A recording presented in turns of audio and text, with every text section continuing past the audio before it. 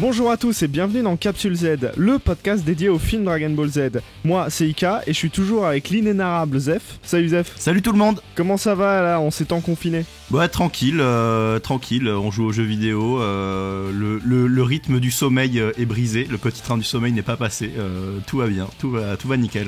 Tout va bien pour toi ? Bah ouais, tout va bien. On est toujours confinés, mais bon, on lâche rien pour Capsule Z.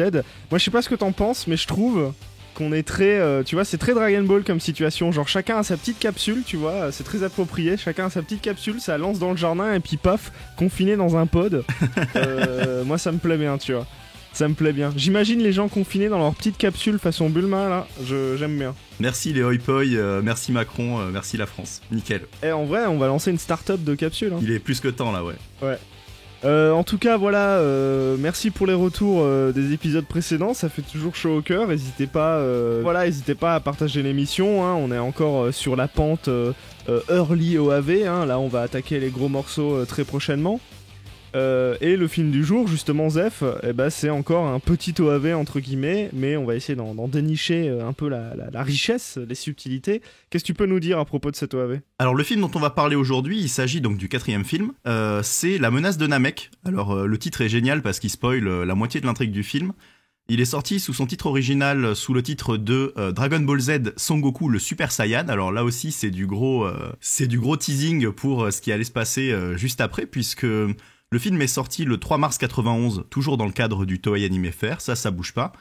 Il est sorti entre les épisodes 81 et 82, autrement dit ça correspond au moment dans le manga où Piccolo vient de fusionner avec Nail et affronte Freezer sous sa deuxième forme. Il a été réalisé par Mitsuo Hashimoto, c'est le premier film qui n'est pas réalisé par le réalisateur des films précédents. Le compositeur c'est toujours Shunsuke Kikuchi, ça bouge pas.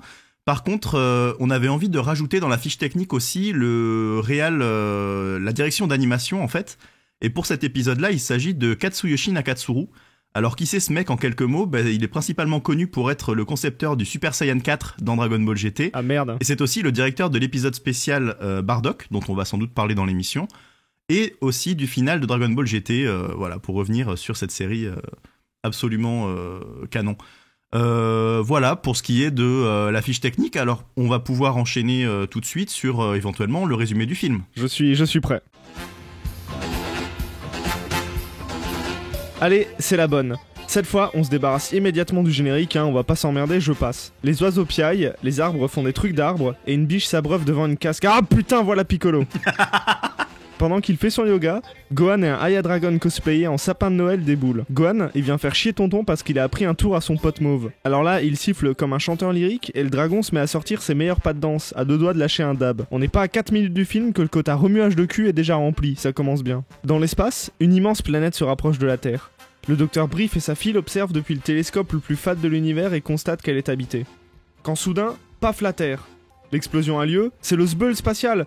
Mais non, c'est en réalité une simulation de BFM TV où on distingue bien les terroristes des civils. Les reconstitutions TV, c'est de mieux en mieux. Alors là, c'est le chaos général. Krillin Lincel enrage d'avoir jamais pu glisser son chauve, et en ville, c'est aussi agité qu'un dimanche confiné à Paris dans un parc. Oh merde, on va pas s'en sortir. Goku et Krillin lancent un Kamehameha, mais hey, la lune de Majora's Mask, elle déconne zéro. Elle arrive à toute berzingue. Les villes sont détruites, les volcans entrent en éruption, et les terriens tombent au sol en s'éraflant les genoux. Tout à coup, un insert sur la grotte de Lascaux, quoi. Bon, on reprend avec la planète qui drift au dernier moment pour éviter la Terre. Aucune conséquence pour la planète bleue, hein, si ce n'est une pluie d'étoiles filantes stylée. En réalité, un vaisseau gigantesque vient de s'écraser sur la Terre, près d'une ville. Bon, si vous voyez pas le lien entre l'explosion d'une planète et l'arrivée d'un vaisseau, soyez rassurés, on n'a rien compris non plus. C'est clair. Les portes du vaisseau s'ouvrent et surprise, les Daft Punk arrivent pour un concert inédit. Bon, les terriens s'en branlent, mais dans le vaisseau ça tire la tronche. Il y a plein de moches et le seigneur Palpatine grignote des Doliprane. Slug, de son vrai nom, souhaite terraformer la planète pour en faire un skateboard spatial. Pendant ce temps, les Daft Punk montrent qu'ils ont piqué la scénographie à Rammstein. Il y a du feu partout et ça explose. Gohan il est remonté, il trouve quand même qu'appuyer sur des boutons c'est facile pour du live, et il se tape avec les vilains. Slug, qui l'observe de l'intérieur, se rend compte que le petit a une Dragon Ball sur son chapeau. Il sort illico presto et comme d'habitude, Bulma poucave l'existence de 6 autres Dragon Ball nécessaires pour réaliser un vœu. Palpatine lit dans ses pensées tant qu'à faire et hop, le revoilà reparti avec un radar. 1 heure plus tard, Shenron est invoqué et le seigneur Slug lui demande une injection de Botox façon Daimao. Ça fait schlourp et le revoilà dans sa prime jeunesse. Il ne reste plus qu'une chose à faire, envoyer une sonde dans l'atmosphère pour disperser un gaz violent opaque pour cacher le soleil, que craignent les Daft Punk, et donc pour refroidir la planète. Slug et ses potes font en effet partie du clan démoniaque, une engeance que personne n'a rien compris comment elle fonctionne dans DBZ, c'est imbitable. Pendant ce temps, Goku se réveille, et le premier truc qu'il voit c'est Yajirobe. Il y a des jours vaut mieux rester au lit, hein. Perdu sur un lac gelé, Goku et Krillin partent donc en direction du Zbeul. Alors justement, dans la ville du Zbeul, Gohan et Oolong sortent sans attestation et s'infiltrent près du vaisseau ennemi. Rapidement arrêté, Gohan se défend contre les hordes de sbires qui arrivent. Et sur son trône royal, Slug, qui ressemble désormais beaucoup trop à Thanos, fait joujou avec ses boules de feu histoire de dire que c'est lui le plus méchant. Tout à coup, Piccolo arrive et casse un projecteur en y jetant un plouc. Les vrais sbires arrivent alors. Piccolo règle son compte à Dorodabo, une gargouille orange, tandis que Gohan se bat contre Medamacha, une grenouille verte qui crée des clones avec son plus beau Kagebunshin no Jutsu. Ces derniers s'agrippent à Gohan et lui volent son énergie. De retour pour protéger Gohan, Piccolo se fait attaquer par Anguilla, l'équivalent marque-prix de Zarban, et est gravement blessé. Goku et Krillin arrivent enfin. Le Saiyan démonte les larbins en 2 temps 3 mouvements et l'affrontement contre Slug se prépare. Ça se dose du regard, mais Krillin, trop impatient, se fait instantanément bolosser. Franchement, il cherche. Bon, Goku fonce, et ça y est, c'est la bagarre. Slug jette le Saiyan dans tous les magasins qu'il trouve au point de déprimer vénère Goku qui lâche déjà l'affaire. Alors que tout s'effondre autour de lui, Goku parle l'ultime attaque de Slug. Le voilà 100% en mode Furax. Aura jaune, cheveux hérissés mais encore noirs. C'est la transformation en Super Saiyan tomate oignon mais sans sauce. Au tour de Goku de jeter Slug contre la vitrine de BNP Paribas. Sauf que là, plot twist, Slug s'arrache le bras pour la forme et le fait repousser instantanément. C'est un Namek. Slug devient littéralement géant vert et Kaio invente du lore qui n'a aucun sens. Alors rebelote la bagarre, Super Slug casse la ville et crache du feu, réduisant en cendres plusieurs quartiers de la ville. Goku fait de la résistance, mais finit bien vite écrasé entre les mains immenses de Slug. Pour le distraire, Piccolo lui tient les antennes et se fait attraper à son tour, mais malin, il s'arrache les oreilles et demande à Gohan de siffler pour emmerder le Namek. Piccolo profite du relâchement ennemi pour donner sa force à Goku. Revigoré, c'est parti pour un Kaioken costaud. Goku fonce et transperce son adversaire d'un point du dragon. Il y a du sang partout, c'est dégueulasse, mais au moins, Slug est dead. Enfin presque.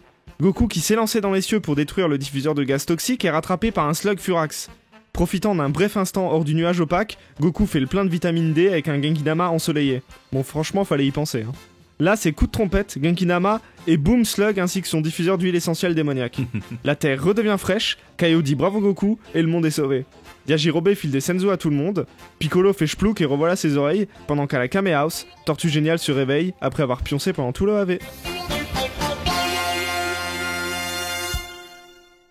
Bon alors comme dans l'épisode précédent, on va commencer par le commencement, tout bêtement. On va vous parler de la scène d'exposition du film. Alors c'est assez sympa parce que le film cache sur le générique. Il n'y a pas de scène introductive avant le générique. Et donc voilà, on a l'opening et après on passe directement au début du film. Alors le début du film, il est assez sympa. C'est vraiment une toute petite scène de 3 minutes qui est assez mignonne, avec Gohan et Aya Dragon qu'on retrouve, qui était donc un des personnages principaux de l'épisode précédent. Et donc voilà, ils sont là, ils ont appris une petite choré, Gohan a appris une petite chanson, il la siffle et tout. Ils vont voir Piccolo pour leur montrer, voilà, comme tu disais dans le résumé, ce petit tour rigolo. Et Piccolo, lui, ça le rend fou, il supporte pas. On capte pas trop pourquoi, on se dit bon, il est en train de s'entraîner, il y a un gosse qui vient se foutre dans ses pattes, c'est relou quoi. Et on comprend pas immédiatement du coup la valeur de fusil de Tchekhov ou la valeur de foreshadowing qu'a cette scène. C'est un petit truc qui est un peu forcé je trouve, mais bon la scène est mignonne à côté donc c'est assez sympa quoi. Ouais ce truc du foreshadowing, je trouve que c'est pas ultra clair en effet, parce que tu sais pas si c'est le sifflement ou si c'est la danse ou si c'est juste qu'il est perturbé. Tu sais, c'est genre il est en pleine méditation et t'as le gamin qui vient l'emmerder à côté en dansant ou quoi que ce soit. Moi la logique du sifflement comme une emmerde pour les Namek, j'ai pas trouvé ça ultra clair comme exposition au sifflement. En termes de réal, en fait, tout bêtement, le truc est un peu flou, quoi. On comprend pas bien quel est l'enjeu de cette scène. Sinon, faire comme les autres OAV, en fait, et commencer par une scène mignonne avec Gohan et Piccolo, parce que c'est quand même un pivot qu'on va... C'est un trope, en fait, de Dragon Ball qu'on va retrouver quasiment dans chaque film. Le fait que Piccolo et Gohan, ce soit une espèce de binôme, c'est une espèce de tension narrative qui va être utilisée vraiment un peu à toutes les sauces. Et donc le fait que cette scène-là arrive en début de film comme ça, on se dit juste c'est une énième scène mignonne avant que le film commence vraiment quoi. Et d'ailleurs je trouve assez intéressant que cette scène soit très courte, elle dure peut-être 2 minutes 30 le temps du morceau. T'as trouvé ça court Enfin, elle paraît très longue. Ouais. En fait je l'ai trouvée très longue. J'ai trouvé qu'elle s'étalait, mais justement parce qu'il y avait ce côté, on s'identifie à Piccolo, on aimerait bien s'entraîner comme Piccolo devant la cascade, tu vois. Et là, il y a un gamin qui vient nous casser les couilles. Bon, c'est fatigant. Mais comparé, je veux dire, aux scènes d'exposition de l'OAV précédent, par exemple, avec Thalès, la scène d'exposition, elle dure bien 2 à 3 minutes de plus, quoi. Le temps que la forêt brûle, qu'on ait l'espèce de foreshadowing avec Thalès. Enfin, il me semblait que le temps était beaucoup plus long dans cette OAV-là. Alors que là, c'est vraiment concentré dans une seule scène. Et juste après, on a directement l'entrée en matière avec cette planète géante qui se rapproche de la Terre. Le télescope. Ouais, le télescope. Bah, juste avant de parler du coup de l'élément perturbateur, pour parler narration tout de suite, bah en fait moi c'est ce que j'ai beaucoup aimé avec cette OAV, c'est que ça met les pieds dans le plat, c'est-à-dire qu'il y a cette petite scène de danse, alors j'y reviendrai dans un instant, mais il y a cette petite scène de danse, et puis ensuite on passe tout de suite en effet à la catastrophe qui est annoncée, qui est montrée, et on y va quoi. Contrairement en effet au combat fratricide où il y a certes l'incendie au début, mais en fait tu vois t'as l'incendie, puis t'as Shenron qui déboule, et ensuite c'est reparti pour 20 minutes de paix et de tranquillité, et c'est à partir de la 30e minute dans le combat fratricide qu'on va vraiment avoir l'élément perturbateur avec l'arrivée des ennemis. Là, Slug, il est dans l'OAV au bout de 7 minutes, quoi, quelque chose comme ça. C'est quelque chose qui va très très vite. Bon, moi j'ai bien aimé parce que ça permet du coup de passer plus de temps à mettre en place les enjeux dramatiques et les enjeux... des antagonistes, des vilains en fait. Donc ça m'a plu. Et du coup, juste une petite scène, on va dire, d'exposition pacifique, si tu veux. Tu vois, avant même les enjeux dramatiques, bah, c'est Gohan et Aya Dragon qui font chier Piccolo, quoi.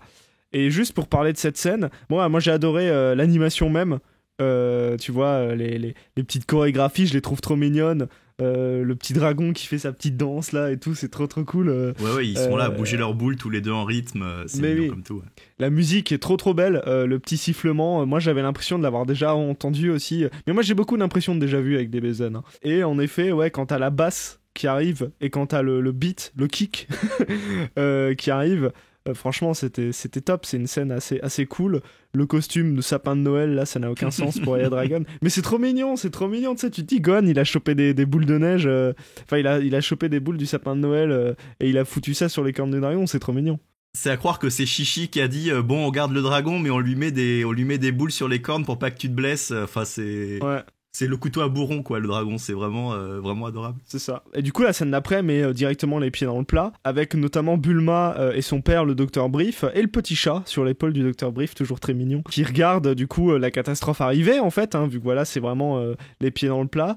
Et puis ouais, on voit la Terre exploser. Alors je sais pas si toi t'y as cru. Moi, j'y ai pas cru. Pas vraiment, parce que je me suis dit bon, il reste 50 minutes de film après, tu vois. Ça aurait été surprenant dans un film, dans le 4e film Dragon Ball, que le film commence cash par l'éradication de la Terre, tu vois. J'étais un peu méfiant, mais j'avoue que la scène suivante dont on va parler m'a un peu bait. Alors toi, on en a parlé en off, elle t'a retourné la tête, donc je veux bien que tu en parles vite fait, je pourrais rebondir, mais ouais, elle est assez intéressante. Bah en effet, moi elle m'a baisé la tête parce que en fait moi justement je me suis dit le film s'appelle La menace de Namek. Alors je me suis dit bah en fait là on est pendant l'arc Namek théoriquement dans la diffusion télé, et je me suis dit bah si ça se trouve la Terre explose et en fait Goku et ses potes vont aller sur une planète au pif, Namek par exemple, tu vois, genre ils vont redécouvrir Namek mais version OAV.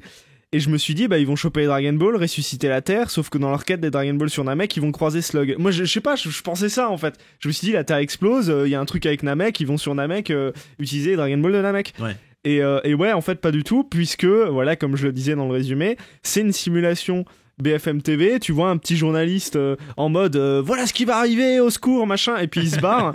Alors déjà, mise en abîme, moi, je me suis fait baiser la gueule, et truc que j'adore encore plus, c'est que juste après, on voit la caméra qui donc filme le journaliste TV, et en fait on comprend que le caméraman se barre et il y a la caméra qui tombe, et du coup on voit le sol du plateau télé pendant qu'on voit plein de gens, les journalistes et tout, qui se barrent en courant. Et ça en fait ça m'a fait triper parce que je me suis dit putain, Dragon Ball Z maintenant c'est le projet Blair Witch, quoi. C'est genre c'est du fan footage, c'est tous les films où en fait vous savez très bien que ce que vous êtes en train de voir a été filmé par une caméra. c'est Rec, c'est Projet Blair Witch, c'est arrivé près de chez vous. Enfin voilà, tous les films qui sont des films qu'on a retrouvés sur une cassette. Et là, je me suis dit, putain, mais DBZ est en train de me la faire à l'envers. En plus, cette scène, on voit Krillin qui lui-même regarde la télé. Il y a le dispositif qui rajoute une scène, ouais. Alors du coup, on regarde une simulation qu'on prend pour la vérité, puis on regarde un plateau télé qui lui-même trahit son artificialité parce que, en fait, la caméra tombe.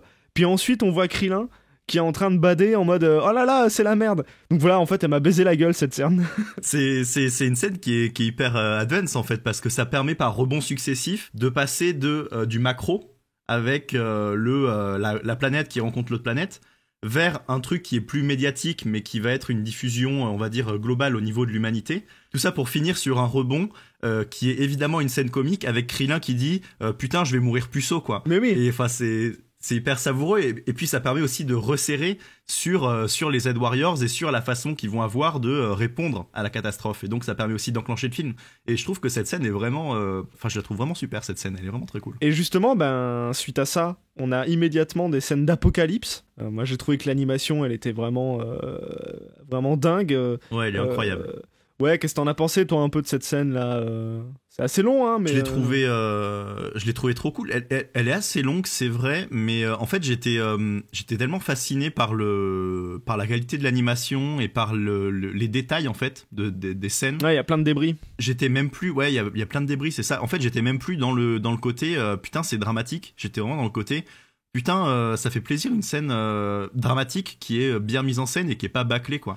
Parce que, quoi, comme tu le dis, c'est la cohue dans les rues, donc il y a les détails sur tous les petits persos qui sont tous designés de façon différente, qui courent dans tous les sens. Il y a une fluidité de l'animation, un sens du détail qui sont hyper cool, avec un moment quand la planète passe juste au-dessus de la Terre, du coup ça provoque un espèce de séisme. Et donc on a un insert sur... l'écran se split et on a un insert sur un volcan pendant que les gens sont en train de paniquer, donc c'est des petites astuces de mise en scène qui sont... sympa pour montrer qu'il y a la catastrophe qui est en cours. Ouais, le split screen est super bienvenu, quoi. Le split screen est super cool, ouais. Et ouais, il y a un plan qui est vraiment génial avec une espèce de contre-plongée où on voit tous les trucs qui sont en train de s'envoler, de quitter la Terre, et c'est vraiment hyper hétéroclite. T'as des bouts de building, t'as un avion, t'as des bagnoles, t'as des bouts de bâtiments, t'as plein de trucs, et tout s'envole comme ça, et t'as vraiment l'impression que la gravité s'inverse et que la gravité de la planète est en train de collide, en fait, avec la gravité de la Terre. Et cette scène-là était vraiment géniale, quoi, parce qu'elle crée une urgence qui est hyper juste, qui est hyper prenante, et en même temps, t'es juste là, putain, ça fait plaisir d'avoir une scène qui fait le taf, quoi. En fait, tout le début du film, je le trouve hyper intéressant. Alors par contre, moi je te propose de parler de l'éléphant dans la salle, c'est que justement, alors la planète Drift, et n'entre pas en collision avec la Terre. Mais ce que j'ai pas compris, c'est déjà pourquoi elle explose. Et deuxièmement, pourquoi la Terre... Tu sais, en fait, la Terre vit une catastrophe monumentale où t'as tous les éléments qui se déchaînent. Et après, c'est genre, c'est bon, on a évité la catastrophe, rollback. Ouais, c'est... Enfin, de toute façon, ce truc fait partie des multiples incohérences qu'on a dans l'OAV qui sont jamais expliquées. Enfin... De ce point de vue-là, le film est hyper bancal, mais c'est vrai que ce truc de... Alors, est-ce que la planète, c'est un espèce de vaisseau géant qui est détourné Est-ce que Slug l'utilise pour se déplacer? Enfin, c'est un truc que j'ai pas trouvé clair, quand bien même il y avait des ébauches d'explications dans le film, quoi. Et donc, à vrai dire, j'ai un peu posé mon cerveau, j'ai constaté, tu vois. J'étais là, il y a la planète. En fait, la planète, c'est un truc qui se déplace. Voilà, tel truc. Ouais, c'est très bizarre. Hein. Je pense que eux-mêmes, en faisant le film, se sont pas plus posé la question que ça non plus. Alors, tu vois, je parlais du fait qu'il n'y ait pas de conséquences sur la planète, mais en fait, c'est pas tout à fait vrai. Mais c'est quand même assez étrange parce que d'un côté, la planète est quasiment détruite, il y a tous les volcans en éruption, il y a des séismes de partout, etc. Mais en fait, ce qui cause vraiment le problème à la Terre, c'est donc cette espèce de sonde de satellite là qu'envoient les ennemis pour créer une espèce de nuage opaque qui recouvre toute la Terre. Alors de mémoire, justement, ça me faisait penser à ce que faisait Garlic Jr. dans les fillers, avec son espèce de d'eau mystique démoniaque là, je sais plus comment ça s'appelle. Oui, qui rend les gens fous, ouais.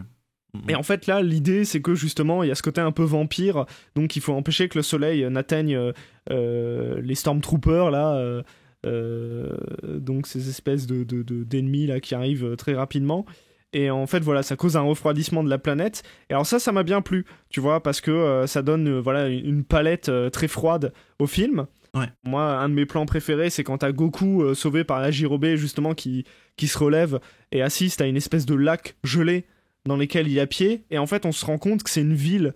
Je trouve cette scénographie, entre guillemets, cet espace de mise en place des bastons et des enjeux, etc., hyper sympa, ouais. Et c'est encore une autre façon de montrer, voilà, la terraformation de la Terre par des êtres qui viennent d'ailleurs, mais en fait, bon, à chaque fois, c'est un espèce de discours écolo sur regardez, si vous niquez la couche d'ozone, vous allez la prendre dans le huc, quoi. Par ailleurs, tu sais pas trop ce qui se passe à la planète qui arrive, en fait, et qui explose. T'as un peu l'impression qu'elle est mécanique, je trouve. Ouais. Quand elle arrive, il y a un peu ce feeling étoile noire, Ouais. avec plein de surfaces, fait de couloirs et de petits bouts de vaisseau.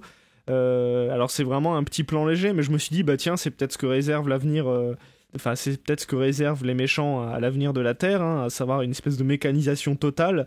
Moi, ça m'a fait penser au Grand Guet d'Esther, hein, qui est un truc qu'on verra dans 100 000 guerriers de métal. Dans 2 films, ouais. Et voilà, j'ai trouvé que voilà, il y avait un péril de la Terre qui était assez inédit, et ça m'a bien plu. Et juste pour reprendre rapidement sur la question des palettes de couleurs qui sont certes très froides, bah moi j'ai adoré cette question des décors, on en parlera plus tard un peu, mais l'environnement urbain est très froid, très bleu, mais en fait il y a les néons publicitaires et les néons des affichages voilà, de signalisation et tout, qui en fait sont très brillants et très colorés, et ça m'a bien plu, tu vois. Donc je trouve qu'il y a une très bonne gestion du décor dans le film, quoi. Je les trouve assez mémorables, en fait, contrairement peut-être voilà, au troisième où t'arrives pas trop à te repérer. Le deuxième aussi, tu vois, le deuxième, on en avait parlé, la question de l'espace, c'était pas très clair. Là, je trouve que c'est beaucoup mieux, quoi. C'est-à-dire qu'en termes de scène, t'arrives à peu près à te repérer à chaque fois. C'est-à-dire qu'il y a le combat à côté du vaisseau, il y a le combat un peu plus loin dans la ville, et puis il y a le combat final qui est alors dans les cieux, mais juste le combat avant avec les oreilles arrachées, etc. C'est dans un quartier de la ville qui a été rasé par une attaque de slug. Donc t'arrives tout le temps à te repérer entre la CAF et le kebab, quoi. toujours nickel cette expression là, entre la CAF et le kebab. Alors ouais, tant qu'on est dans l'exposition, il y a un truc qui est assez cool dans ce film, c'est que quand les péons arrivent là et commencent à envahir la Terre, déjà on reste dans ce sentiment d'urgence parce que donc comme tu le disais, les troopers arrivent et ils tirent dans le tas, cash, ils sont là. Enfin, il y a les terriens qui voient la soucoupe géante se poser. Ils regardent les mecs, ils disent vous êtes des bolos, et les mecs répondent en tirant dans le tas et en faisant des morts. Enfin, c'est affreux, tu vois. C'est vraiment on vient pour éradiquer la Terre, éradiquer les humains et prendre possession de la Terre. Donc ce truc est hyper sérieux. Mais il se passe un truc vraiment incroyable qu'on n'avait pas vu auparavant et qui est vraiment trop cool. C'est que Gohan et Chi-Chi, qui étaient là un peu au pif, interviennent dans la séquence. Gohan se bat contre les sbires immédiatement parce que c'est Gohan, il veut casser la gueule aux méchants, tout ça, pas de souci.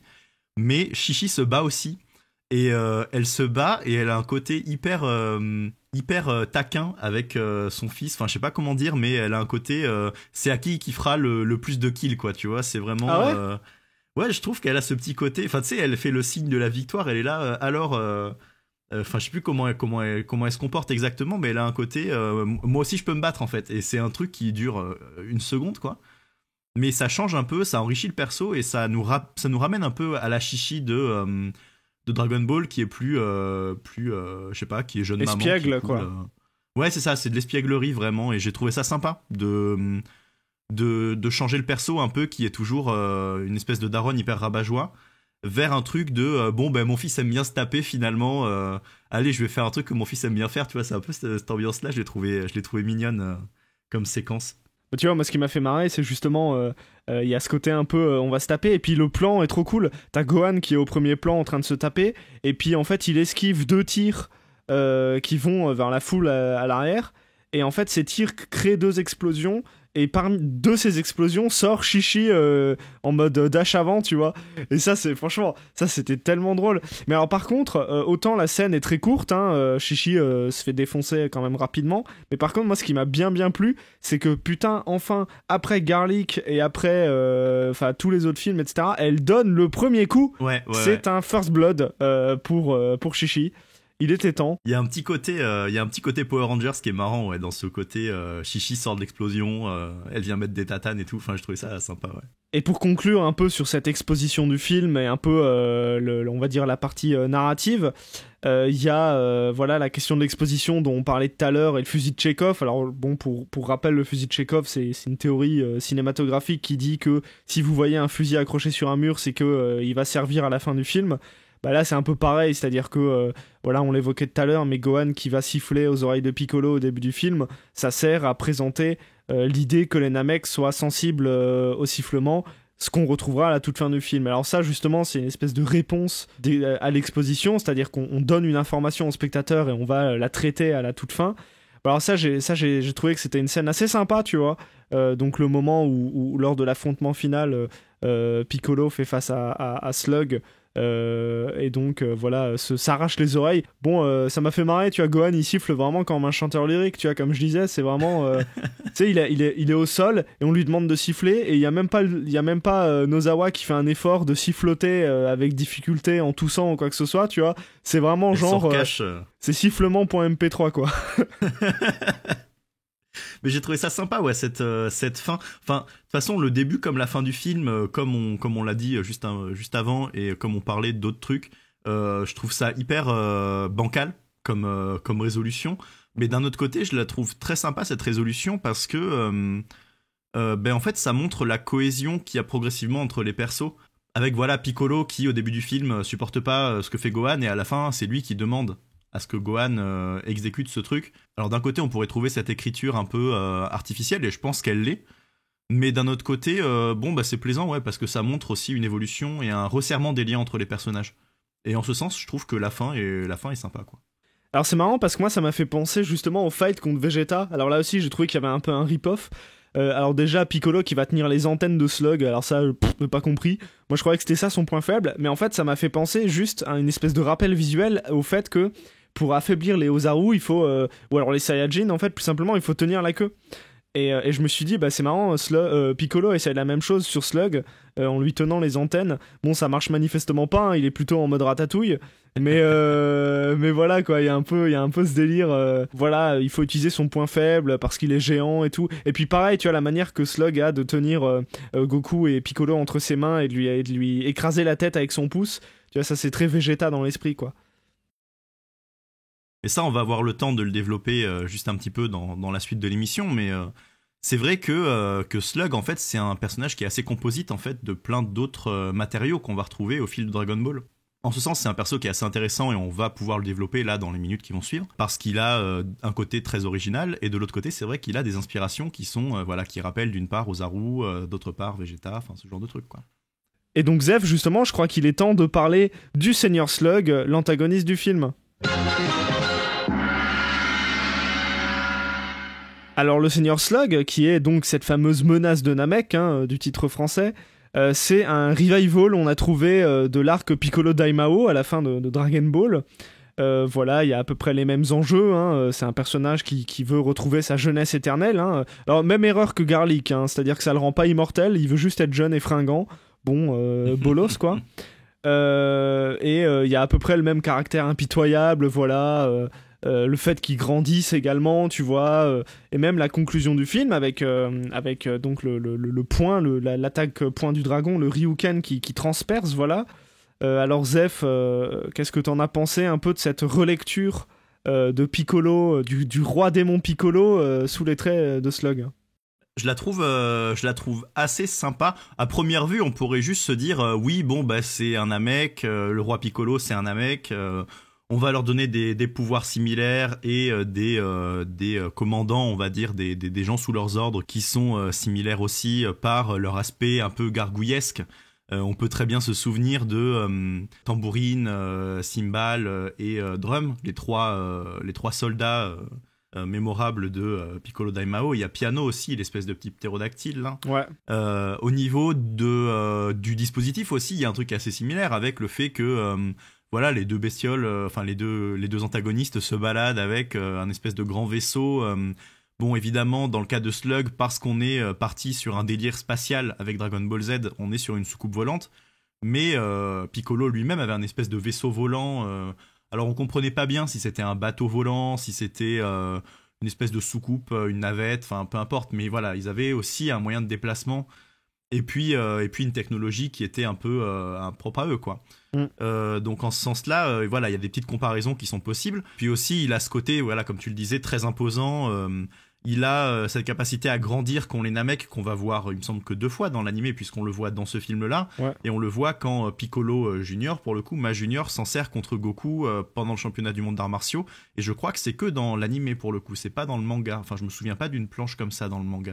Après, mes souvenirs de lecture je crois que ça arrive aussi dans le manga, mais je sais plus trop. Faudrait qu'on ait vérifié. En fait, j'allais dire faudrait qu'on vérifie, mais ouais, faudrait qu'on ait vérifié. Bon, peu importe, c'est pas grave. Enfin, en tout cas, j'ai le souvenir dans l'animé d'avoir vu ça. Donc, mais ce que je trouve intéressant avec Slug, c'est aussi que c'est un perso qui, bon, d'une part, reprend cet imaginaire qu'on a autour du méchant Piccolo, et qui en même temps prend cet imaginaire et l'hybride avec ce que propose Dragon Ball Z maintenant, à savoir des combats spatiaux. Des bestioles qui viennent de l'espace, etc. Et j'ai bien aimé en ce sens l'espèce de fusion qui est intéressante entre l'univers de Piccolo et l'univers de Freezer. Donc voilà, encore une fois, le personnage, je trouve, arrive à bien mêler les deux univers, arrive à bien mêler les tensions classiques de Dragon Ball, à savoir je veux les Dragon Ball, je veux la jeunesse éternelle, etc. Et en même temps, les nouvelles modalités d'écriture du manga et de l'animé, à savoir des personnages qui vont être de plus en plus puissants, des personnages qui vont avoir des transformations, etc., etc., quoi. Je sais pas ce que t'as pensé de ce personnage-là et de la façon qu'il a de mélanger un peu ces univers. Si t'as un avis qui est différent du mien, ou je t'écoute. Non, je te rejoins assez. Je trouve que c'est un mélange, alors que je trouve plutôt réussi. Enfin, en tout cas, ça m'a pas choqué, tu vois. Oui, c'est un peu forcé, mais ça permet de donner un autre éclairage au Namek, quoi. Tu vois, là où justement l'animé était en train de s'attacher au clan du dragon, t'as le grand ancien chez les Namek qui révèle le potentiel, qui fait partie du clan des dragons, et puis il y a Dende aussi, etc., qui eux sont capables de créer les Dragon Ball et de manipuler Shenron. Il y a le clan des combattants, dont est issu Nail. Et en fait, il y a un clan qui était totalement oublié, en fait, et que je trouve que c'est très sympa de l'avoir ressuscité, entre guillemets, dans cette OAV-là. C'est le clan des démons, en fait, qui, voilà, et cette connexion entre les Namek et l'arc Piccolo Daimao. C'est la question du clan des démons. Et le film en parle un peu. Alors voilà, c'est vraiment pas clair, hein. Je trouve que c'est imbitable de comment ça marche vraiment cette histoire. C'est bâclé, ouais, c'est bâclé. Bah tu sais pas en fait si c'est une case Donjons et Dragons où il faut être chaotique mauvais, tu vois, ou alors si c'est de naissance, ou alors si c'est spécifique au Namek, ou c'est le clan Uchiwa des Namek. Enfin il y a un peu... voilà, c'est le flou artistique, quoi. Ouais, bah, comme tu le dis, il y a un côté alignement, en fait. Il y a un côté... Parce qu'on voit par exemple Garlic Junior dans le premier film ou dans les fillers, il appartient au même clan en fait. Il appartient au clan, alors je me souviens plus comment ça s'appelle, on l'a noté. C'est le Mazoku. C'est le clan Mazoku, exactement, le clan des démons. Alors voilà, c'est marrant du coup que ce soit un clan auquel puissent appartenir les gens, pas forcément d'un même peuple ou d'une même planète, à partir du moment où ils sont extraterrestres, quoi. Encore une fois, il y a une espèce de syncrétisme. Si ça vient de l'espace, c'est qu'ils peuvent gérer leur bail, quoi. Enfin, c'est un truc qui est assez courant dans Dragon Ball. Ce qui est d'autant plus étrange, en fait, c'est que ils se consultent pas, quoi. C'est-à-dire que c'est pas un gang façon Tortue Géniale, en fait, où il va y avoir l'école de la tortue ou l'école des grues, tu vois. Là, c'est le clan des démons. Alors, quel rapport entre Garlic Junior, entre Slug et entre Piccolo Daimao, tu vois, a priori, il n'y en a aucun. Ça a vraiment pas beaucoup de sens, d'autant plus que Slug, il est dit en une seule ligne, mais j'ai dû lire sur un wiki pour comprendre vraiment ce que ça voulait dire. C'est qu'en fait, Slug, c'est pas son vrai nom, c'est un Namek qui a été balancé sur une planète qui elle-même s'appelait Slug. Il a défoncé toute la planète, se l'a approprié et en a fait son premier vaisseau spatial. Et en fait, il s'est ensuite appelé Slug. Alors c'est d'autant plus intéressant qu'en fait, les Namek envoyés sur des planètes sont anonymes apparemment, du coup, parce qu'il me semble que Piccolo aussi s'appelle comme ça. Enfin, le vrai nom de Piccolo est oublié, donc alors ça c'est assez intéressant. Et alors justement, cette question du clan des démons, voilà, c'est quelque chose qui est très étrange. Comment est-ce qu'on accède à ce statut ? Est-ce que, voilà, alors dans les fillers de Garlic Junior, que je n'ai toujours pas fini, hein, my bad, en fait, il est question de l'étoile Makio, si je ne m'abuse. C'est vraiment pas clair, on en parlait dans l'épisode 1 de Capsule Z, mais tous les squelettes et tous les démons qu'on voit dans les flashbacks de Garlic Junior, ce seraient apparemment des démons qui viennent de cette planète-là. Voilà, tout ça est une espèce de flou total. C'est un peu dommage parce que je trouve qu'il y a une espèce d'esthétique du clan des démons. Tu vois, les gargouilles et tout, on va parler des alliés plus spécifiquement dans un instant, mais voilà, je trouve que tout ça n'est pas très clair. Mais par contre, ce qui est intéressant, même si la question n'est pas traitée, c'est qu'il y a cette question de la progéniture. Alors la progéniture, c'est que les Namek en fait sont asexuels et peuvent se reproduire en crachant un œuf qui va éclore et donc du coup devenir un Namek. Mais alors moi, ce que je trouve intéressant, en fait, c'est que les démons, apparemment Namek, donc Piccolo et Slug, sont capables de générer des monstres qui ne sont pas des Namek. Est-ce que les larbins de Slug ne seraient pas sa propre progéniture qu'il aurait gerbé? Alors ça, c'est assez intéressant. Alors justement, les larbins qui accompagnent Slug, hein, on les a brièvement évoqués, je vais revenir dessus rapidement. En fait, c'est un peu des mélanges d'influences entre justement les alliés du roi démon Piccolo et puis les ennemis de l'arc Freezer en fait. Alors on a Dorodabo, donc qui ressemble étrangement à Dodoria, hein, c'est un peu le même crâne, la même corpulence et tout, sauf qu'il a des ailes de démon. Il a une espèce de pantalon du clan des démons, hein, ce que Piccolo porte toujours.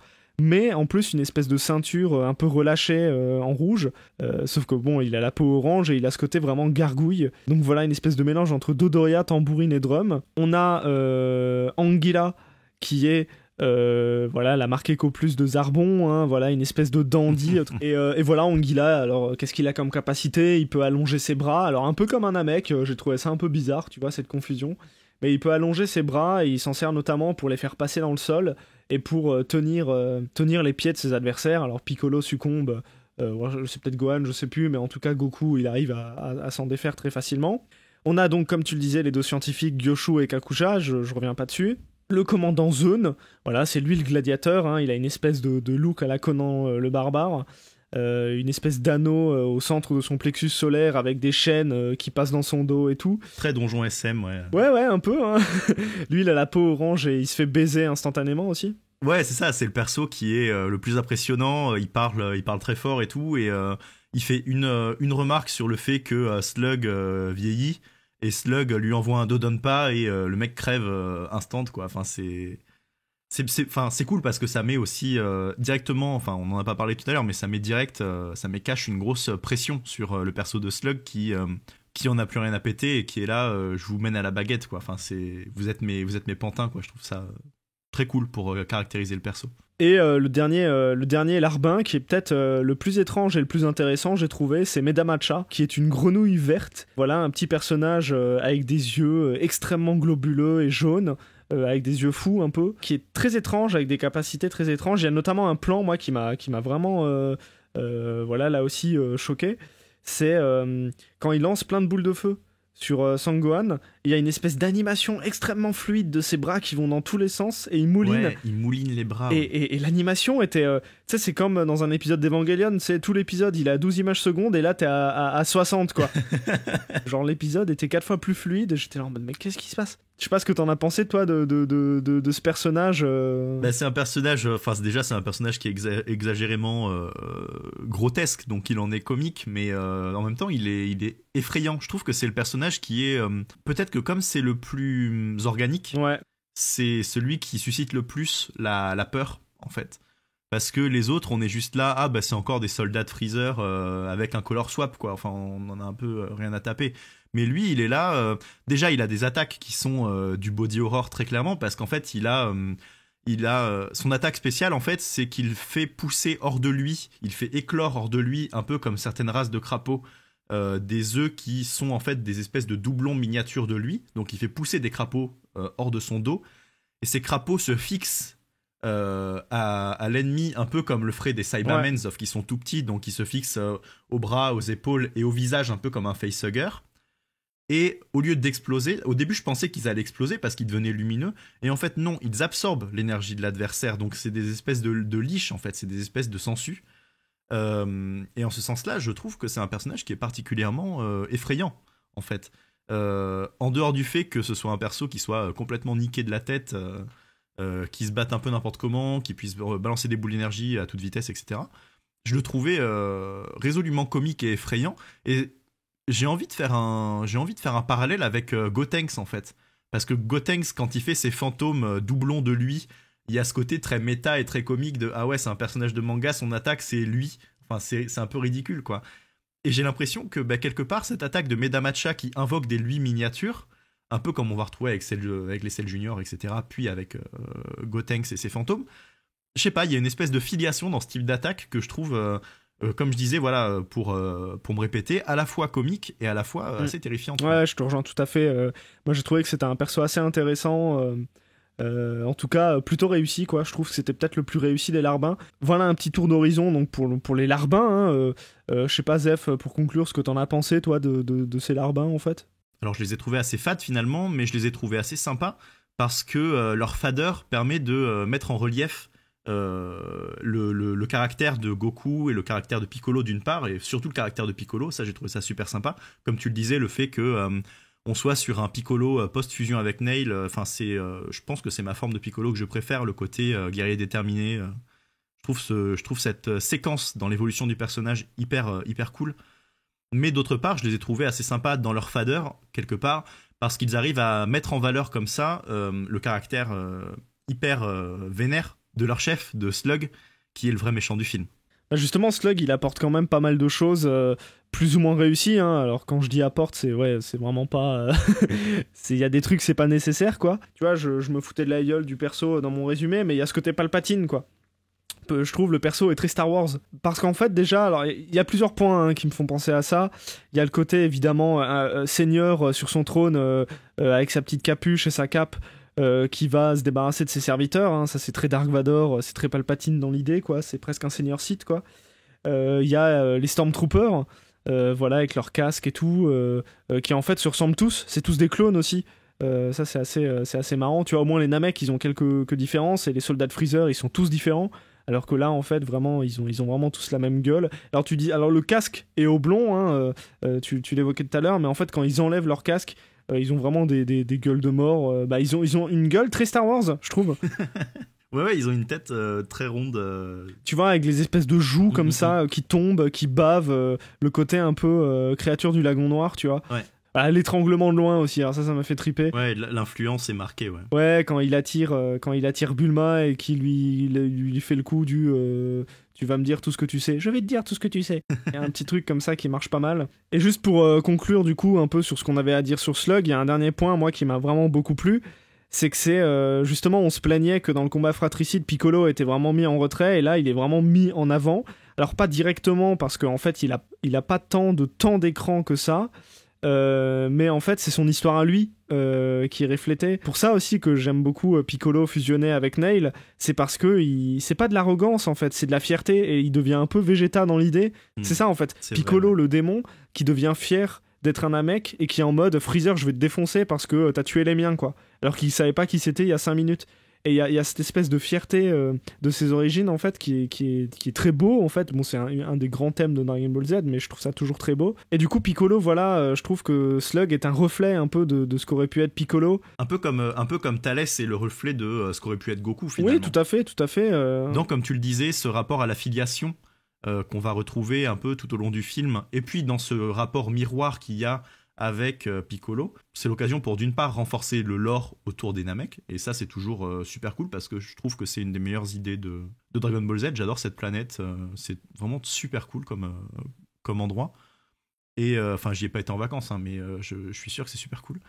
Et c'est drôle parce que c'est une planète de fiction, donc on peut pas y aller en vacances. Ah ouais? Et ouais, je sais pas. Et ouais, d'autre part, ça, enfin je sais pas, ouais, ça crée du lore. Enfin c'est sympa. C'est un truc qui est riche, qui est pas artificiel, et c'est toujours bon à prendre dans ce genre de film. Et justement, en parlant d'origine et du coup de comment dire, de destin, moi je te propose maintenant, Zef, qu'on parle de la naissance du Super Saiyan.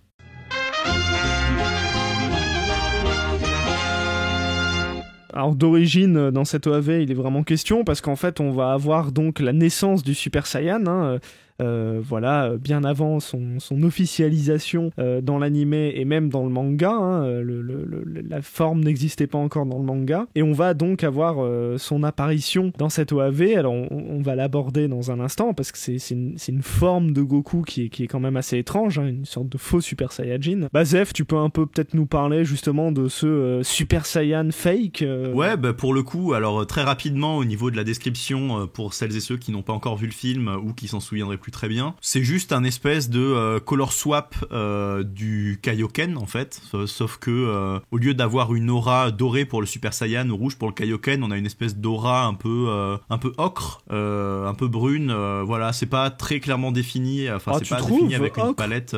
Ouais, il me semble que c'est un truc genre oh, c'est jaune orange, pipi quoi. Ouais, bizarre quoi. Oh, c'est quand même jaune, je dirais, tu vois. Tu trouves ça jaune? Je m'en souviens plus. Ouais. Exactement. Peut-être que c'est l'ambiance de la ville aussi qui me l'a assombri. Mais ouais, allez, vas-y, disons jaune. Mais il y a pas le côté jaune doré du super guerrier. Je veux dire, il y a pas le côté qui palpite avec les éclairs. Il y a pas les étincelles.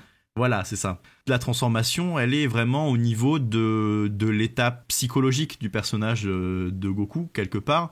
Puisque c'est une transformation qui ne s'effectue pas comme le Super Saiyan avec un déferlement de colère, mais là c'est une transformation qui apparaît parce que Goku est helpless quoi, parce qu'il il est désespéré, il sait plus ce qu'il va faire, et donc il y a cette espèce de chose qui regimbe de lui et qui lui permet de trouver une source de pouvoir qui jusque-là était inconnue. Et donc dans les faits, ça apparaît par un côté, par une bestialité, un déferlement bestial, ses pupilles sont révulsées, ses muscles deviennent plus saillants et enfin voilà, c'est les pecs T-bone shape, grosse veine sur le pec, tu vois. Non, mais les muscles sont plus saillants, moi ça m'a fait triper. Ah, les muscles saillants, putain, incroyable. Ben voilà, je voulais faire une vanne sur Namek pour faire marrer un pote, ben j'aurai une vanne sur les muscles saillants, ce sera pas mal aussi. Voilà, pareil. Enfin voilà, c'est une transformation qui apparaît quelque part un peu à mi-chemin de l'état de base et de l'Ozaru, quelque part. Il y a cette espèce de côté bestial de l'Ozaru avec les pupilles révulsées, etc. Bah, je sais pas si c'est Ozaru, tu vois, mais je dirais plutôt que c'est un truc qui a été repris avec Broly, tu vois. Y a plutôt ce côté Super Saiyan légendaire, avec Kaio en plus, qui est en mode commentateur, genre « Ah, serait-ce lui ?» tu vois, enfin... C'est vrai qu'il y a le côté, il y a un espèce de côté proto-Broly, ouais, avec ce déferlement de puissance qu'on comprend pas, les pupilles, ouais, encore une fois, révulsées, tout ça. Peut-être un truc qui va être réutilisé, enfin qui sera réutilisé plus tard pour le personnage de Broly, je sais pas, faudra qu'on se penche là-dessus à l'occasion. Et juste, enfin, en tout cas, ouais, juste, tu vois, pour ce côté désespoir, je voulais juste rebondir rapidement dessus. Mais tu vois, moi, ce qui m'a fait marrer, c'est que j'ai trouvé que c'était un anti-Genki-Dama. C'est-à-dire que Genki-Dama, d'habitude, t'as les bras levés en mode l'espoir de la planète, et tu vois tous les potes de Goku qui lèvent les bras. Et là, en fait, tu vois tous les potes de Goku qui sont en train de crever. Et lui, justement, il accumule de la puissance par le désespoir. Et je me suis dit, putain, en fait, c'est une espèce d'anti-Genki-Dama. Bon, j'ai cru aussi que ça nous ferait échapper à un énième Genki-Dama. Bon, j'ai compris ma douleur à la fin. T'as cru que ça te préserverait, mais ouais, du coup, il y a un petit peu ce propos, encore une fois, assez naïf de « mais non, il y a toujours de l'espoir, on est toujours bien entouré par ses amis, il y a les petits oiseaux. » Et c'est vrai que pour le coup, partir sur cet angle du faux Super Saiyan qui se déclenche par le désespoir et qui aurait pu rendre quelque part l'animé encore un peu plus mature, comme le fait en parallèle l'animé officiel avec le combat contre Freezer qui est aussi un combat empreint de désespoir, le finir sur en fait on finit sur un Genki-Dama. Enfin, j'ai trouvé ça un peu craignos quoi. Ouais, du lâcher. Et d'ailleurs, ce qui est dit-il en bâillant. Lâché en bâillant, le mec se rappelle du Genki-Dama, il en peut plus quoi.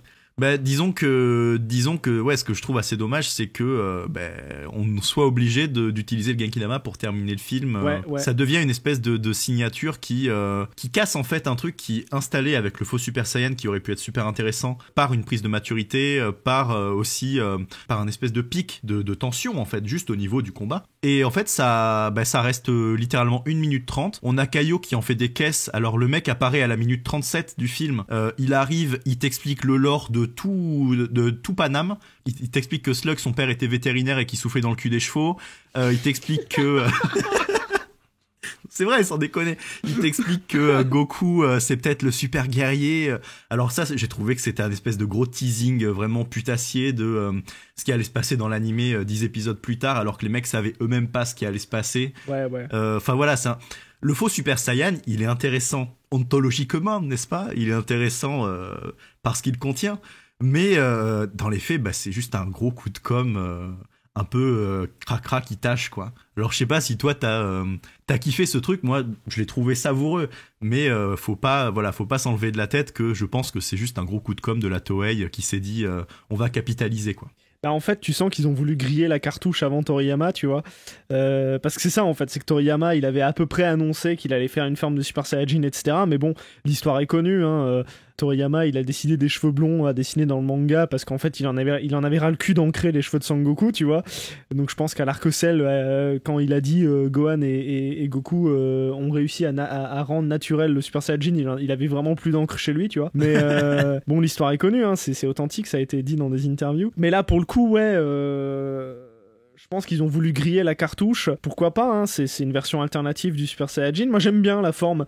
Parce qu'en effet, il y a cette aura dorée, mais il y a un peu les contours rouges. Alors là, je te rejoins, hein, il y a les contours un peu bordeaux. C'est un peu genre doré-bordeaux. Il y a les cheveux noirs qui sont hérissés, il est ultra musclé, etc. Et je trouve que surtout, en fait, le moment où ça arrive, il y a Slug qui vient d'enchaîner Goku dans une série de coups extrêmement puissants. Hein, il en chie à mort. Et Slug s'apprête à donner un dernier coup, et Goku le part. Et cette espèce de fumée comme ça, évanescente, ultra belle, qui s'échappe du corps de Goku aussi, ça j'ai trouvé ça super beau. Donc en fait, visuellement j'ai trouvé que c'était intéressant, notamment les coups ultra stylés, tu vois, en fait il est ultra rapide, je trouve c'est une espèce d'étape supplémentaire au Kaioken. Il y a notamment ce plan où en fait Goku vole un peu à la Superman, où en fait il est à 10 cm du sol et là il y a vraiment une aura très stridente, je sais pas comment dire, voilà, des pics comme ça qui jaillissent de lui, ça j'ai trouvé ça trop stylé en termes de plan. Ça se dissipe extrêmement rapidement, en effet comme tu l'as dit ça dure 1 minute 30 et juste pour que les gens se situent bien, le AV fait 50 minutes, la forme donc Gigi Super Saiyajin, donc faux Super Saiyan, hein, c'est son nom officiel, c'est à 35 minutes et ça finit à 37 minutes, voilà, ou 36-30, je sais plus quoi. C'était le téléphone du Père Noël. 36-30. 36-30. Donc ouais, bah c'est con en fait, c'est con d'avoir grillé ce truc et de plus s'en servir en fait. Tu vois, ensuite il y a le Ryuken, donc le point du dragon avec Goku Piccolo. Ensuite il y a le Genki Dama. Putain, pourquoi il y a plus cette forme-là, quoi? Elle est super intéressante. Tu vois, c'est vraiment très très très très étrange, quoi. À la toute fin, limite les enjeux de Super Namek contre Super Saiyajin, qui étaient à ce moment-là à la moitié du film, ça disparaît totalement pour être juste Piccolo et Goku ensemble. Voilà, j'ai trouvé que c'était un peu raté. J'étais un peu déçu. Et visuellement, j'ai trouvé ça top, mais sinon, j'ai trouvé ça claqué au sol, quoi. Donc, déçu. Je te rejoins aussi. J'aurais aimé que ça dure un peu plus longtemps. De toute façon, je t'en avais parlé, mais je trouve que autant la première moitié du film est très réussie, autant le combat final entre Goku et Slug et la résolution des enjeux, je la trouve assez bâclée de manière générale. Enfin, je trouve la première partie du combat entre Goku et Slug hyper sympa, mais à partir du moment où il y a l'apparition de cette forme, je trouve que le film se perd un peu. Ouais, je sais pas, je suis déçu, je suis un peu comme toi, je sais pas trop quoi en penser de cette forme qui aurait pu être hyper sympa, parce qu'elle aurait pu... le principe de Capsule Z, c'est un peu de regarder, un peu comme tu le disais dans le pilote, ces pas de côté qui sont faits vis-à-vis de l'univers, et là, on a typiquement l'exemple d'un pas de côté qui a loupé, quoi, avec une proposition qui n'est pas tenue jusqu'au bout. Et en ce sens, oui, c'est assez décevant. Mais alors juste pour les affrontements, pour parler rapidement des affrontements, hein, moi j'ai adoré le contexte. Tu vois, j'ai adoré le début du combat contre Slug, avant qu'il se transforme, mais même après, hein, alors avant j'ai adoré parce que les décors urbains je les trouve mais ultra stylés, ultra beaux, ils sont très détaillés, j'ai rarement vu ça même dans DBZ, hein. Je trouve que c'est un peu ce qu'on retrouvera plus tard en termes d'environnement urbain quand il y a Trunks contre C17, C18 dans le futur, tu vois. Je trouve que voilà, mais même là je trouve que c'est pas aussi détaillé. Là je trouve que vraiment c'était assez exceptionnel très, très dans détaillé. cette OAV. Ce plan avec le grand boulevard et tous les néons qui rappellent encore une fois un petit peu une esthétique western avec la caméra très près du sol sur le boulevard vide, etc. Ça rappelle une esthétique western et en même temps ça va toucher autre chose que je trouve que je trouve hyper juicy, quoi. Enfin, ça apporte quelque chose de très fort à la séquence. C'est très généreux en fait. T'as des néons, t'as des panneaux publicitaires, des feux de signalisation et tout, dans un mélange de ruines et puis de panneaux qui clignotent. Et c'est assez rare d'avoir justement des environnements qui sont... D'habitude, les BZ, c'est des environnements ternes, quoi. C'est des montagnes brunes, c'est un océan bleu, c'est Namek. Enfin, souvent, c'est très terne. Et là, en fait, ça explose de couleurs, quoi. Il y a des panneaux publicitaires pour des magasins de bouffe, des casinos, il y a un camion de poissonnerie, enfin des trucs comme ça, etc. Et ça visuellement, c'est très, c'est des petites pépites visuelles. Et je sais pas, ça fout dans l'ambiance. C'est une bonne ambiance. Et ouais, ça donne un peu le côté post-apo et presque, oserais-je dire, cyberpunk, quoi. Il y a un peu ce côté, Hong Kong, tu vois.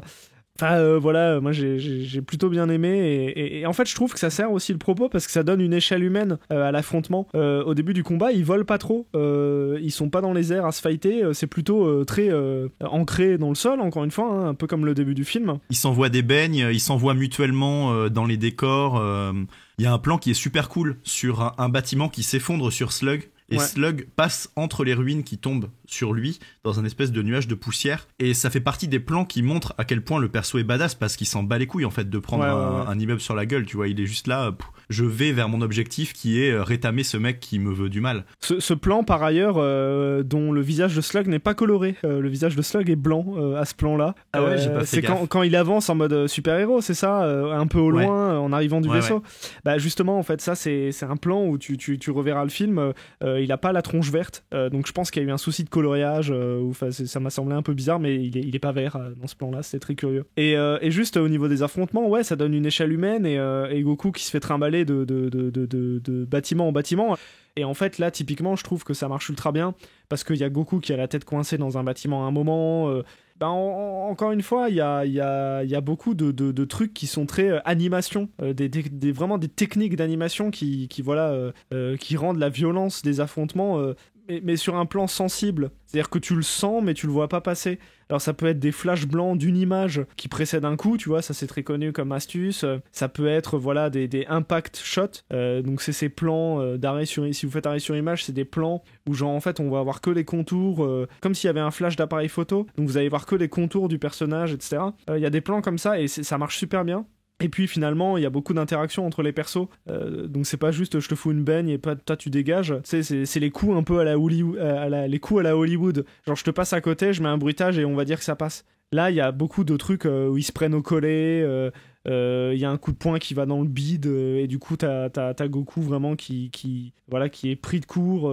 Voilà, il y a beaucoup de plans comme ça et je trouve que c'est très ancré. Et ça, j'ai trouvé que c'était brillant et à cet égard-là, moi j'ai bien aimé les affrontements dans l'OAV, quoi. Je trouve que et je rajouterais juste que c'est encore le cas quand Slug est géant. En kaiju un peu, tu vois, en mode Godzilla, et qu'il passe sa tête dans les buildings et que Goku essaye de savoir si la menace viendra de la CAF ou du kebab.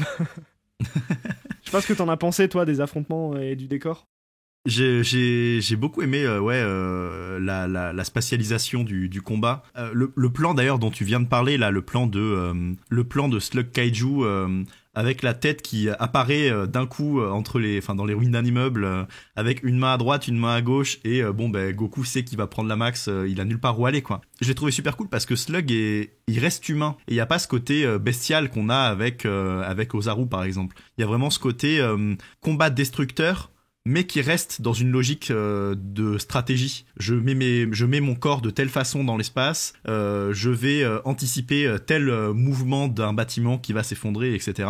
Ce que j'ai trouvé très cool aussi, c'est cette façon de mettre en scène que t'avais relevé dans le film précédent, avec le plan sur les décombres et on entend encore une fois Goku se faire laminer par Slug. Alors c'est un plan qui est plus long que celui qu'on avait avec le déferlement de colère de Thalès, mais on a vraiment un espèce de panoramique sur toute la ville détruite et les hurlements de Goku qui est en train de se prendre tatane sur tatane. Et j'ai trouvé cette séquence très sympa aussi parce qu'elle pose vraiment un ancrage sur un environnement qui, je pense, a été hyper sympa à faire en fait pour les concepteurs. Et tu sens que c'est ces petits détails là qui te font sentir que je pense qu'ils ont kiffé faire ce film et c'est toujours très cool. Enfin, comme tu le disais, voilà, moi je disais c'est juicy, toi tu disais c'est généreux. Voilà, c'est un moment du film qui est très généreux, ouais. Alors juste petit point musique aussi tant que j'y pense, donc le score c'est toujours Shunsuke Kikuchi comme tu disais, voilà, bon moi décidément j'aime vraiment beaucoup son travail. Et il y a un morceau moi que j'ai vraiment relevé, c'est quand Slug se transforme en géant, qu'on apprend aussi que c'est un Namek, hein, parce qu'on voit les antennes et tout, mais bon ça on l'a déjà évoqué. Mais il y a de l'orgue et du synthé. Oui. Et franchement, il le était morceau trop est bien très ce cool. morceau. Hein. C'est un vieux pastiche de Bach, tu vois, dans les faits, en mode on vous a mis toccata en ré mineur, méga vénère, mais on s'en bat les couilles en fait. À chaque fois que quelqu'un fait ça dans une production animée, enfin ça touche toujours. Et là, la séquence est hyper réussie quoi. Et le reste de la bande son n'est pas en reste, hein. Elle est hyper sympa. Ouais, ça marche. En fait, je voulais juste revenir rapidement pour conclure un peu cette discussion sur l'attaque finale qui aurait dû achever Slug, hein, parce qu'il aurait pas dû s'en sortir. Je trouve ça un peu claqué. En fait, tu sens que le point du dragon aurait dû finir Slug, mais qu'ils se sont dit merde, il y a encore l'espèce de sonde dans l'espace. Ah vas-y, on fait genre Slug est encore vivant. Alors déjà moi ça m'a surpris parce que je me suis dit bon bah ils vont ressortir le Super Saiyajin quoi. Ils vont sortir le Super Saiyan et je veux dire, ils ont pas créé ce truc en plein milieu de l'épisode pour revenir dessus en disant ouais. En fait non, il sort le Kaioken. Et du coup juste pour revenir sur l'utilisation du Kaioken, bah moi j'ai trouvé que c'était vraiment pas mal en termes de mise en scène. Cette espèce de plan en plongée où t'as Slug qui est un peu distrait. Et il y a Goku qui sort le Kaioken, il y a une immense aura, et tu vois dans le ciel, tu vois en surimpression Goku et Piccolo, tu vois, dans un seul corps en quelque sorte, tu vois, dans une seule énergie, d'un même mouvement. C'est mon plan préféré du film. J'ai pas l'habitude de prendre 50 screens pendant que je regarde le film au premier visionnage. Et là, la séquence m'a tellement plu que j'ai vraiment pris des screens de façon frénétique de chaque plan de Piccolo dans tout le film en fait. Je l'ai trouvé tellement mis en valeur que c'était trop cool quoi. Et alors justement, c'est la même manière qu'il tue Piccolo Daimao, hein, sauf qu'en fait, de mémoire, c'est l'espèce de cri d'Ozaru quand il transperce le roi démon. Mais là, en fait, voilà, c'est Piccolo. En surimpression et Goku donc qui transperce Slug. Alors bon, c'est très très violent et tout. Et voilà, pour moi le film aurait dû s'arrêter là. Tu vois, j'aurais préféré qu'il détruise la sonde juste avant la fin du combat contre Slug. Tu vois, si j'avais dû écrire le truc, j'aurais dit bon ben Goku il détruit l'espèce de gaz toxique, le nuage est en train de se dissiper et du coup Slug il est dans l'urgence de on va en finir maintenant parce que le soleil va me défoncer quoi qu'il arrive, donc je vais tout donner et je vais t'emmener avec moi. Et là, c'est un peu en mode ah ouais, il y a l'espèce de satellite qui envoie du gaz là. Bon, allez, on va s'en occuper. Et tu sens que c'est un peu même pas assumé parce que t'as Slug qui lance ses bras télescopiques dans le ciel pour attraper Goku. Il arrive dans les cieux, t'as un plan sur des nuages, il y a 3 explosions un peu en off que tu vois même pas, et ensuite tu comprends que Slug il est encore en train de galérer dans les nuages pendant que Goku charge le Genkidama. C'est très balayé quoi. Qu'est-ce que t'en as pensé toi ? Ouais, je trouvais que j'aime bien ton idée là de l'urgence de la situation parce qu'elle me fait voir en miroir immédiatement le combat final entre Goku Super Saiyan et Freezer. Mais ça a fait voir que Slug Goku, ça aurait pu être un combat génial aussi, et que parce que justement ils ont pêché par excès et ils ont voulu tirer à la ligne avec 50 attaques, ça devient gonflant. Et toi, tu vois, t'as cette vision-là de ce qu'aurait pu être une fin réussie. Moi, je me dis, une fin réussie, ça aurait pu juste être Slug était pas mort, il étend ses bras vers Goku, et Goku répond avec un Kamehameha de base, et fin de l'histoire, tu vois, comme ça se passe après à chaque fois qu'il y a un méchant vénère dans Dragon Ball Z. Et là, vraiment, on a ce délire de « Ah oui, putain, c'est vrai, la sonde. Ah oui, putain, c'est un Namek, il peut pas mourir juste comme ça. Mais alors, pourquoi Piccolo, père, est mort juste comme ça avant ?» Enfin, tu vois, c'est vraiment une séquence qui met en lumière de façon éclatante toutes les contradictions que le film a accumulées jusque-là. Bah en fait, faudrait peut-être voir, parce que si ça se trouve, le Genkidama, c'est une convention de la Toei Animéfaire, et que c'est presque... tu vois, à mon avis, dans la salle, en diffusion publique, les gens levaient les bras. Et si ça se trouve, c'était presque une espèce de happening, un peu signature, qui non seulement c'était un code du cahier des charges à remplir à chaque OAV, mais en plus, il y avait ce côté, c'est la fin de l'OAV, on lève les bras, les gens sont contents, tu vois. Donc il y avait peut-être aussi cette dimension un peu happening, quoi. Donc voilà un peu ce qu'on a retiré de ce 4e film Dragon Ball Z, donc la menace de Namek. Zef, qu'est-ce que t'as retenu un peu toi de ce film-là ? Quel est ton avis ? Il est un peu en demi-teinte mon avis, figure-toi Ika, parce que j'ai adoré la première moitié du film, j'ai adoré le développement de Piccolo, c'est surtout ça que je retiendrai de ce film en fait, c'est le développement de Piccolo et la façon dont Slug met en valeur aussi le personnage de Piccolo par l'opposition dont on a parlé, voilà ce côté miroir de de la filiation, Piccolo Daimao, tout ça, bon je reviens pas dessus, c'est pas la peine. J'ai surtout adoré la technique du film, à savoir ses effets de mise en scène, ses effets d'animation, son rythme que j'ai trouvé vraiment irréprochable sur les 2 premiers tiers du film. En fait vraiment jusqu'au moment où Kaio commence à déballer son lore, j'étais à fond, et à partir du moment où le film se rappelle qu'il faut qu'il explique aux gamins ce que c'est que le film qu'ils sont en train de voir, parce que sinon ils vont se perdre et ils vont pas pouvoir se taper dessus dans la cour de récré en disant c'est moi machin, on va pas s'y retrouver. C'est un yaourt à la vanille ce film, tu vois, c'était bon, mais c'était pas top. Qu'est-ce que t'en as pensé de ce film, toi, Ika ? Bah, je te rejoins tout à fait, hein. J'ai trouvé que l'intro était brillante, comme dit, j'étais très très très content que ça mette les pieds dans le plat au bout de 5 minutes, avec des affrontements et des enjeux dramatiques, donc là j'étais vraiment très satisfait. J'ai trouvé globalement que les affrontements et les antagonistes et les affrontements contre les antagonistes justement, tout ça allait très très bien.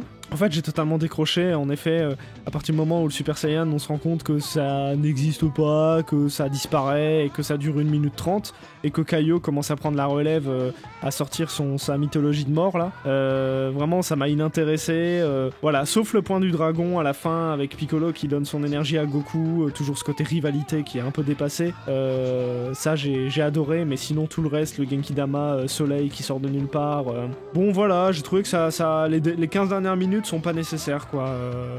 Donc voilà, pour conclure, je dirais que c'est un film voilà, qui est certes oublié dans la longue liste des OAV Dragon Ball Z, et que c'est pas pour rien malheureusement, c'est pas l'OAV le plus brillant. Moi personnellement j'espère que notre petite discussion vous aura donné envie de le revoir, vraiment pour ses qualités esthétiques et visuelles qui quand même valent le détour. Et Zef, je crois qu'on n'a pas parlé de quelque chose, c'est d'un plan très mystérieux, c'est le plan... Très précis. C'est le plan d'annonce du titre, voilà, sorti des grottes de Lascaux, enfin c'est quelque chose de très bizarre, lorsqu'on voit le titre du film, on a un plan dans une grotte et je crois que ta Minute Shenron tourne autour de ce plan si je ne m'abuse. Tout à fait, ça part.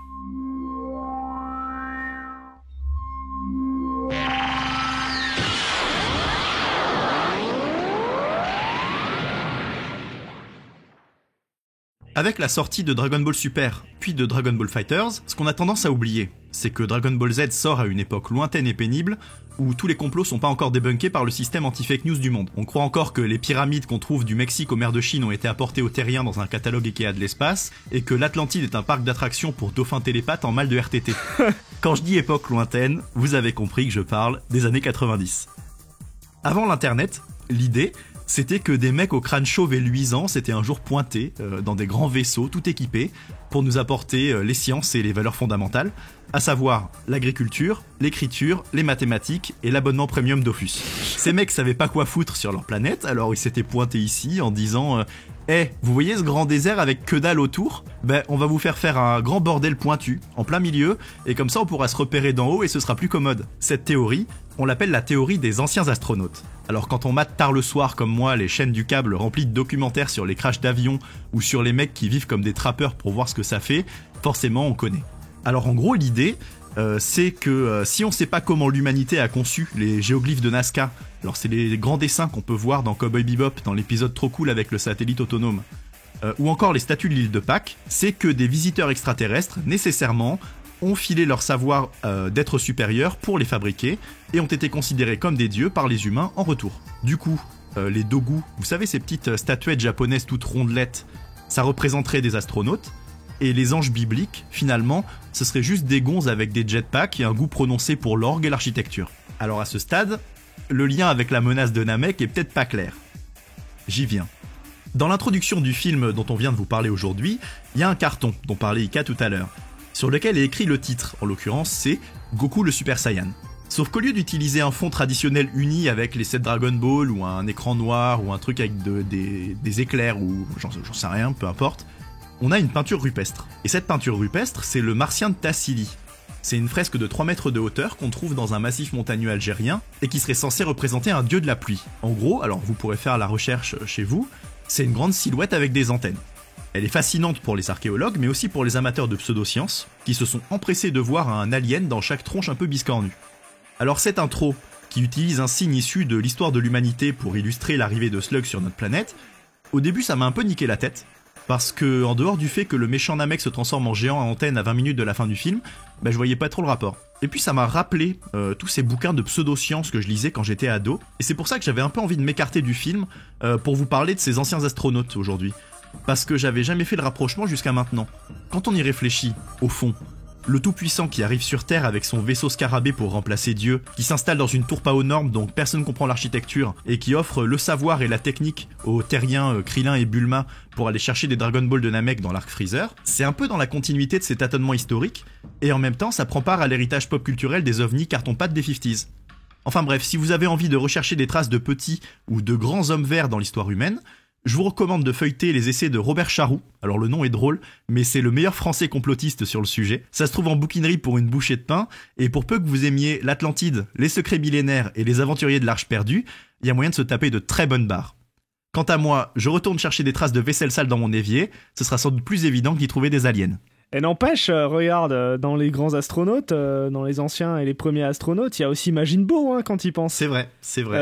Puisque Babidi a planté le vaisseau il y a des millénaires. C'est un truc qu'on va retrouver, ouais. Mais n'hésitez pas dans les commentaires si vous avez petit clin d'œil aux commentateurs habiles. Si vous avez d'autres exemples de trucs extraterrestres qui reviennent du futur dans Dragon Ball, n'hésitez pas à partager. Hein. Cliquez.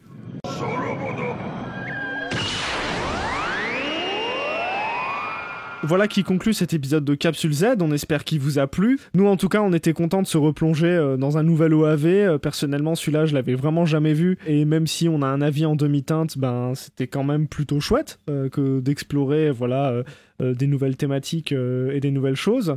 On se retrouve dans 2 semaines du coup pour l'OAV destiné cette fois-ci à un autre grand vilain de l'histoire de Dragon Ball Z. Pour l'occasion, j'en ai profité, Zef, à acheter un détecteur de ki, un scooter. Stylé. Je l'ai trouvé pas cher, une brocante. Je sais pas trop encore comment il marche, je pense que je vais demander à Bulma. On va bidouiller. On verra ça dans 2 semaines, on va bidouiller. Pour rappel, on est donc sur Instagram, Twitter et Facebook au @CapsuleZ podcast tout attaché. Vous pourrez nous retrouver sur Spotify, Podcast Addict, Podtail, Acast, YouTube et autres. Donc voilà, n'hésitez pas évidemment à partager les épisodes qui vous plaisent à vos amis et aux fans de Dragon Ball Z en tout genre. Et ma foi, Zef, il est l'heure, comme à notre habitude, de se quitter en musique. Exactement, Ika. Et cette semaine, on a décidé de vous passer, plutôt que le générique du film, le petit morceau sifflé de Gohan au début du film, dans sa version chantée par Masako Nozawa. Donc ce morceau qui s'appelle Kuchibue no Kimochi, c'est celui qu'on va vous passer en cette fin d'épisode. C'est tout pour nous, je pense qu'on peut vous faire plein de bisous. Prenez soin de vous et prenez soin de vos proches, et puis on s'écoute dans un prochain épisode de Capsule Z.